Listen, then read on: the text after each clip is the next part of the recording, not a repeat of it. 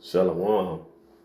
First and foremost, I want to give all praises, honor, and glory to Yahweh, Bahashem, Yahweh Shai, Bahashem, Raha Kodash, Nabalanas, to the apostles and elders of Great Millstone who have taught us this truth and rule well. Peace and salutations to the chosen and elect. I'm Ariel Zabat out of the GMS Dallas camp. And we're going to go into the book of Proverbs, chapter 6.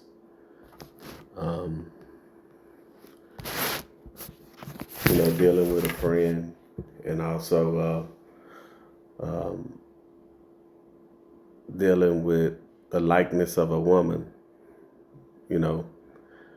of a strange woman, which would be other philosophies and ideologies, all right? So this is Proverbs chapter 6 and verse 1, and it reads, "My son, if thou be surety for thy friend, if thou hast stricken thy hand with the stranger, thou art snared with the words of thy mouth, thou art taken with the words of thy mouth." And that word surety, is like an agreement, like a mortgage, a contract, and a contract, a debt. So it's just saying, before you get into that situation and, and want to call a stranger your friend who you don't know, because the scripture, let's get that in,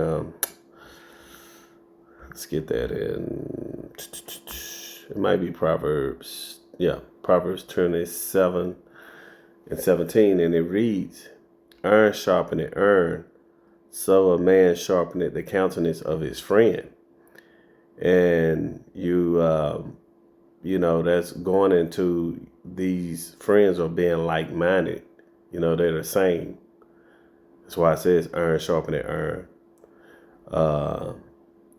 And we can go ahead and get that. Let's go ahead and get that word countenance. We'll go right back to it. Let's get into these words.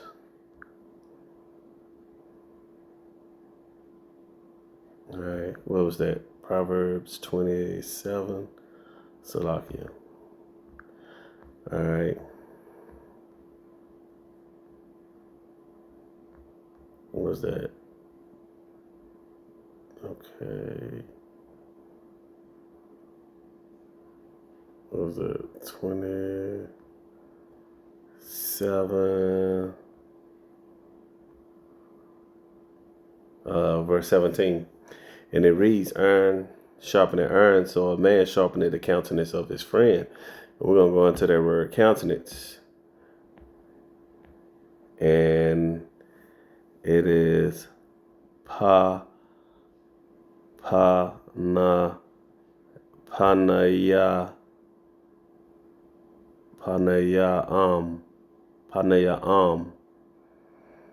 and it means, faces, presence, person, his face, the face of a person, before and behind, toward, in front, forward. So basically, you can tell by the look,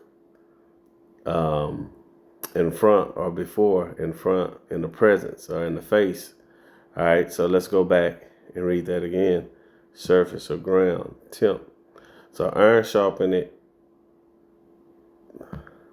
verse 17, "Iron sharpeneth iron, so a man sharpeneth the countenance of his friends." And the face of his friends, y'all both gonna be alike. You will be able to discern, you know. Likewise, if it's a stranger, you're going to be able to discern too. And that was the whole purpose of Proverbs chapter 6.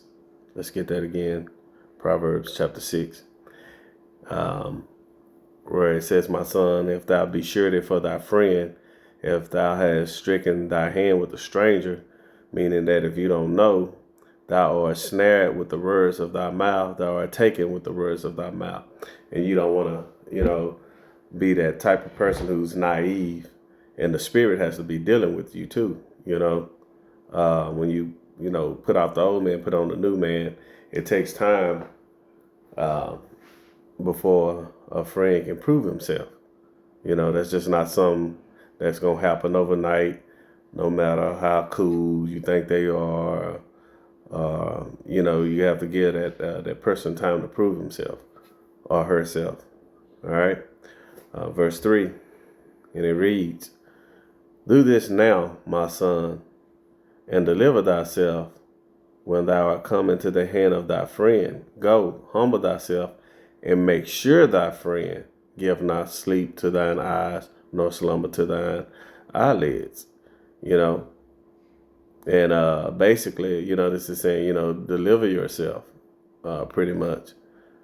Do this now, my son, and deliver thyself when I come or into the hand of thy friend. You're going to make sure you're in the right spirit. All right. And you got to humble thyself too, to make sure that that's your friend, because you don't want to end up being in a bad situation, being around a person, that'll get you put in a bad situation, and you could always tell too, because most of the time, that person who you would think that could possibly be your friend is gonna say something, that's out of line with the commandments of Yahweh Hashem Yahweh Shai. And that's where spiritual discernment come in. Let's get that precept. I think that's 1 John. 1 John 4:1, and it reads, "Beloved, believe not every spirit, but try the spirits whether they are of the Most High, because many false prophets are gone out into the world." And this here, is not saying that just because somebody say they're in the truth, that they're your friend, claim to be your friend, or claim to be a man of the Lord. Most likely speaking right here, in this situation, making sure they have the same doctrine. Also using it in the same manner of meeting a stranger. The stranger has to be talking like you. They can't be having these different ideologies and philosophies, and you calling them your friend, no matter how cool they are. They should be like-minded as you are. Okay. All right. Let's verse 5. It says, "Deliver thyself as a roe." This is Proverbs 6:5, and it reads, "Deliver thyself as a roe from the hand of the hunter, and as a bird from the hand of the fowler." And again, this is going, saying, make sure you're cautious, of a snare, because you don't want to get caught up into those situations. And you can, we all can learn, again, if someone's your friend, it's going to take some work. It just don't happen, overnight. You're going to have to watch that person, see how that person move. Likewise, probably some of the people they hang around with, their upbringing, all of those things, or you'll get caught up. In verse 6, it reads, "Go to the ant, thou sluggard, consider her ways, and be wise, which having no guide, overseer, or ruler." Then it reads, "Provided her meat in the summer, and gathered her food in the harvest." So, it's just saying, don't be Don't take a lesson from the ants and don't be lazy. Um, a friend would have to prove themselves. You know, it's going to take some work, and that's pretty much what's going on. What that's going into. You know, um, and that's just using wisdom, and just pretty much. All right, verse 9, and it reads, "How long wilt thou sleep, O sluggard? When wilt thou arise out of sleep? Yet a little sleep, a little slumber, a little folding of the hands to sleep. So shall thy poverty come as one that travaileth, thy want an armed man, as an armed man." Verse 11 again, "So shall thy poverty come as one that travaileth, and thy want as an armed man." You see? So, you have to, keep your eyes open, be paying attention. Don't be, again, so lackadaisic. Um, Again, be wise as a serpent, harmless as a dove, circumspect. Because if not, again, something bad can happen to you. You can get robbed, you know. Um, that's just a circumstance or a situation you can be put into, or you can have your life taken, and that's why it says, "And will attack you like an armed robber." So you don't want to come up short. You want to use wisdom. You can't be lazy. It's going to take some work, Verse 12, and it reads, "A naughty person, a wicked man walketh with a froward mouth." You see that? "He winketh with his eyes, he speaketh with his feet, he teacheth with his fingers.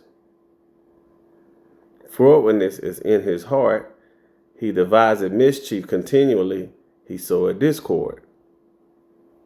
You see? And let's go ahead and start from verse 12. And, these people that are wicked, and one of the traits that make a man wicked is a liar.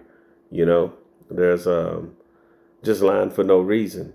And most time when people lie, it's for a purpose, And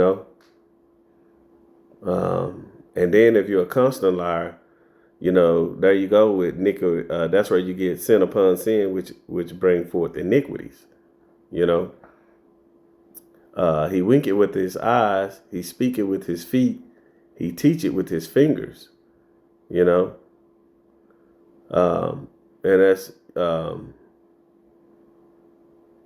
that's just their deceitful ways as a wicked person, the way they move and stuff. All right.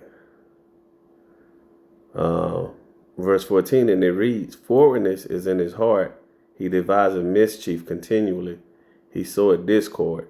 So, and these are people that's, always, just causing problems, getting in trouble, don't got their shit together, those type of things. And pretty much, a person like this, they always keep some going, tail bearers, right? Verse 15, "Therefore shall his calamity come suddenly. Suddenly shall he be broken without remedy." And, when you not fearing the Lord and living a life like that, these type of things can happen to you, and you don't want the spirit of Yahweh Hashem Yahushua to not be on you, the way you're moving in the earth. All right. So, we have to be mindful, continue to be, doing the work, studying, and don't be such a hardball, man. A troublemaker. All right. Verse 16. These 6 things do it Yahweh hate. Yea, 7 are an abomination unto him. So Yahweh Hashem Yahweh Shah is not a God of just our love. You know, he's balanced. Okay? He loves and he hates. Okay? So that's another Yahweh Hashem Yahweh Shah, he changed not. He's the same yesterday, today, and tomorrow. So he's a balance. He's a balanced power. All right. Verse 17: a proud look and a lying tongue, and hands that shed innocent blood. And these are again spiritual traits of a wicked person. You see. Again, you don't want to be around someone who's always making up stuff, lying all the time, having excuses for everything, again, being a talebearer, causing people to get caught up by telling lies. Because when you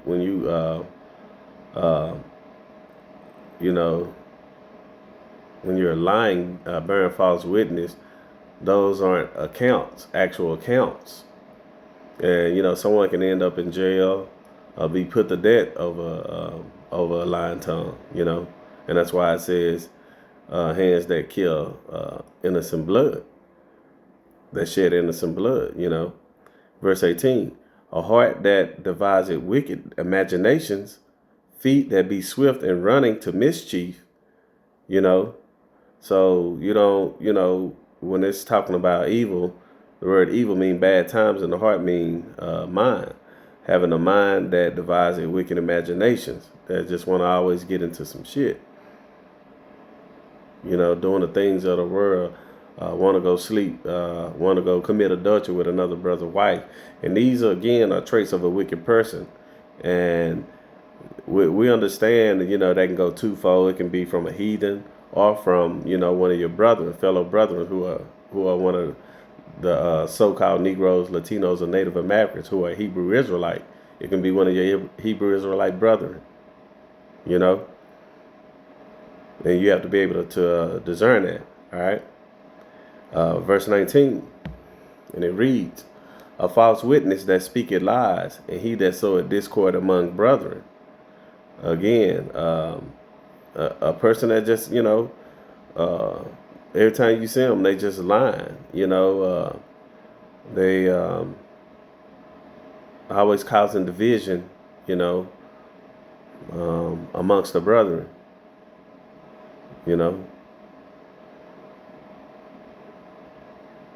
Verse 20, my son, keep thy father's commandment, and forsake not the law of thy mother. Bind them up continually upon thine heart, and tie them about thy neck. And see, and that's how we should be when it comes towards wisdom. You always want to, when it comes to your mom and as a child, and they say, my son, your father's commandment and the law of thy mother, these are two of the voices that you take heed to dearly. Hey, don't cross that street without looking both ways. Make sure you walking and looking behind you or in front of you, making sure no one's following you. Just wisdom. Make sure you're paying attention in class. Hey, take care of your chores when I'm not there, when I'm not home. So that's what it means by, keep the father's commandment and forsake not thy mother's law. But it's going into these scriptures, this wisdom, knowledge, and understanding that we have is true. All right. Verse 21, bind them continually upon thine heart, and tie them about thy neck. When thou goest, it shall lead thee, When thou sleepest, it shall keep thee, and when thou awakest, it shall talk with thee. And that would be like prayer, you know. That's why it says, bind them continually upon thine heart, thy mind, and tie them around thy neck. You know, that would be like prayer. You know, you pray before you went to sleep. You praying in the morning. You praying before you heading out to work. You praying over your kids. You praying over your family, yourself, your mind. You know, how you move and walk. You see? All right, verse 23, and it reads, for the commandment is a lamp, and the law is light. So these laws, statutes, and commandments is saying is light. And Yahweh Shah said, who put a light, what is that, under a bushel? You're gonna set the light on top of something, not under something. And that light that you're gonna put on top of something is the law, statutes, and commandments. And that's why in what's that, Deuteronomy 7:6, where it says, you know, about Israel being above all nations, because that's where the law, statutes, and commandments is gonna be governized through Israel, starting with Yahweh Shai, the King of David, and you know, 144,000 on down. All right. Verse 24. To keep thee from the evil woman, from the flattery of the tongue of a strange woman. So now we're going into to keep thee from the evil woman and the flattery of the tongue of a strange woman. Okay, then we're going to get to it. Then it reads, lust not after her beauty in thine heart, neither let her take thee with her eyelids. I'm going to go ahead and read 26 with that. For by means of a whorish woman, a man is brought to a piece of bread, and the adulteress will hunt for the precious life. All right. So going back to this woman, this evil woman, strange woman, is a wicked philosophy. You know, that's what it's getting into. It's not this truth. Someone coming with another doctrine, flirting with it. You know, and that's something you don't want to do, and that's what it's likened unto a strange woman. You know, a promiscuous woman. You know, a promiscuous woman is a woman that doesn't mind committing adultery, and you get caught up, and the husband ended up taking your life just because you weren't using wisdom, and you lusting after her beauty and being taken with her eyelids and stuff. That's just a seducing spirit, you know. And this is being likened unto a woman. So these are the philosophies of these idols, you know, spiritual fornication, which move the Most High to jealousy. That's why I call a whorish woman. And those philosophies, you know, and different doctrines can bring a man to a piece of bread, meaning that to nothing, to poverty. You know, falling out, and can cost you your life. You know, verse 27, and it reads, "Can a man take a fire in his bosom and his clothes not be burned?" It's a rhetorical question. Can one go upon hot coals and his feet not be burnt? So he that goeth in to his neighbor's wife, whosoever toucheth her shall not be innocent. And this is, you know, an analogy showing you what adultery is. Okay? Meaning that you're not going to escape the punishment. And it's just not possible to. All right? Verse 30, and it reads, "Men do not despise a thief, if he steal to satisfy his soul when he is hungry. But if he be found, he shall restore sevenfold. He shall give all the substance of his host." And it's just going into, you know,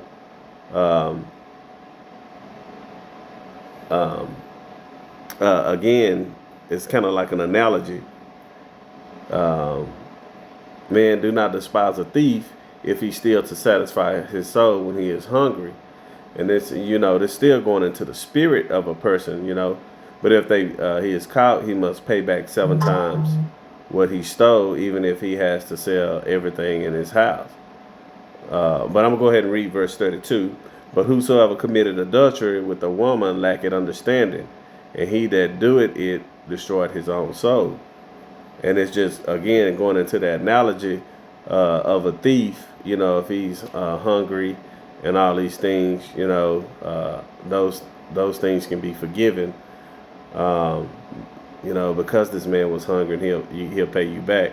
But it's just showing you there's no coming back from committing adultery. You lacking of understanding, and that committing adultery is flirting with other philosophies.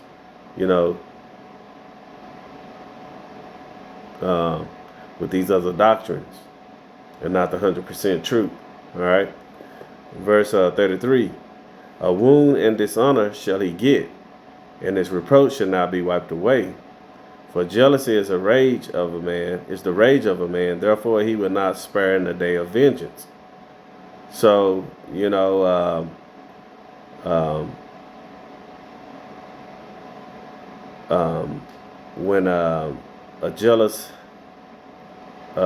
a jealous husband confronts a person that has committed adultery with his wife, it's just showing you the rage of this man, and the fury and the anger and the wrath of this man over his woman. So it's the same way with Yahweh Shem Yahushua with his people.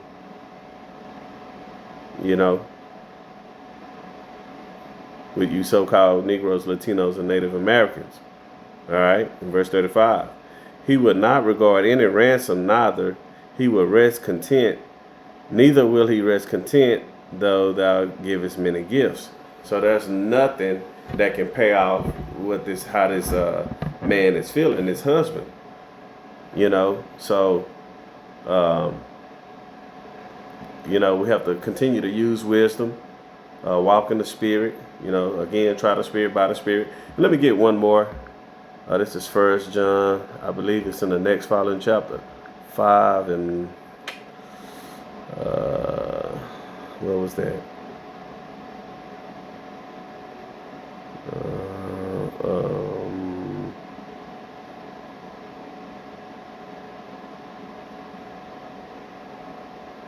Let me see.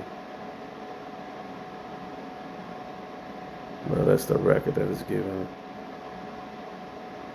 He that had the Son that had the life. Yeah, but I had given it in 1 John 1 and 4 about trying the spirit by the spirit. Beloved, believe not every spirit, but try the spirit whether they are of the Most High, because many false prophets are gone out into the world. And, again, using wisdom, you don't want to end up, void of understanding, taking heed and being flattered by the strange woman, by these different philosophies, the things of this world. Continue to have the fear of Yahweh Shem Yahushua. Stay in the spirit. Your brothers, ask for prayer, help if you need it, with the body, with the brethren. And again, stay circumspect and use that spiritual discernment. So Lord willing, this lesson was edifying. And with that, I want to give all praises and honor and glory to Yahweh, Bahashem, Yahweh Shai, Bahashem, Raha, Kodash. Double honors to the apostles and elders of Great Millstone who have taught us this truth and rule well. Peace and salutations to the chosen and elect. Shalom.